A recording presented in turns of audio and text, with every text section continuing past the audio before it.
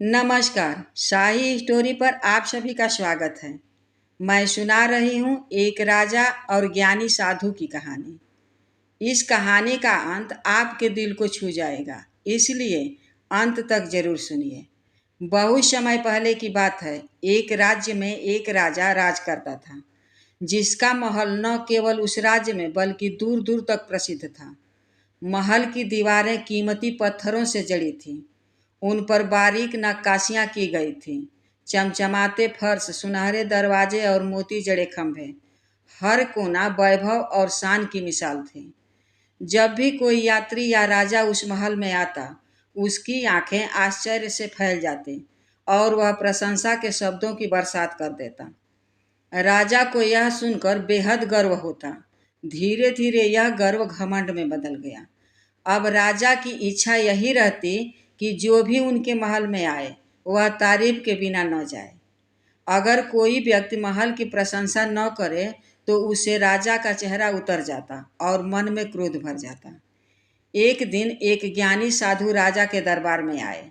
राजा ने आदरपूर्वक उनका स्वागत किया, ज्ञान की बातें सुनी और कहा, गुरुवर, आज की रात आप मेरे महल में ठहरें, मैं आपके विश्राम की उत्तम व्यवस्था करवाता हूँ।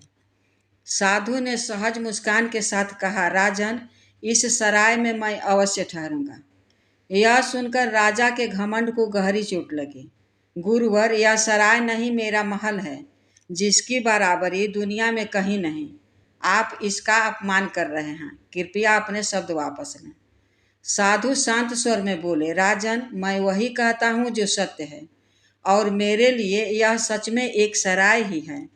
राजा ने चुनौती दी, यदि ऐसा है तो सिद्ध करके दिखाइए। साधु ने कहा, ठीक है, मेरे एक प्रश्न का उत्तर दीजिए। आपसे पहले यह महल किसका था? राजा बोले, मेरे पिताजी का। साधु ने कहा, उसके पहले? राजा ने कहा, मेरे दादाजी का। फिर साधु ने पूछा कि उसके पहले? राजा ने गर्व से कहा, मेरे परदादा का। यह महल पीढ़ियों से हमारे वंश में है। साधु ने मुस्कुराकर कहा, बस राजन, यही तो सराय का नियम है। कोई आता है, कुछ समय ठहरता है, फिर चला जाता है। आपके दादा आए, रहे और चले गए।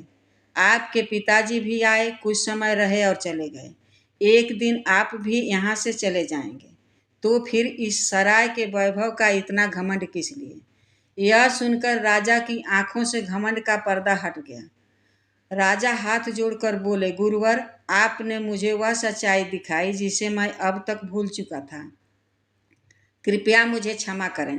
साधु ने आशीर्वाद दिया, महल में रात्रि विश्राम किए और अगले दिन शांतिपूर्वक आगे की यात्रा पर निकल पड़े।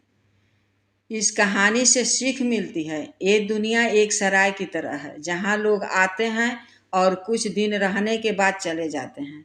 यहाँ से आप कुछ भी लेकर नहीं जाएंगे, लेकिन यदि आप कुछ देकर गए तो सदा इस दुनिया में आपका नाम अमर रहेगा। इसलिए अच्छे कर्म कीजिए, लोगों की सेवा कीजिए और इस दुनिया को बेहतर बनाने में अपना योगदान दीजिए। दोस्तों, कहानी कैसी लगी कमेंट करके ज़रूर बताएं। चैनल पर नए हों तो एक लाइक करके सब्सक्राइब करना न भूलें। आज के लिए बस इतना ही, फिर मिलती हूँ एक नई कहानी के साथ। तब तक के लिए धन्यवाद।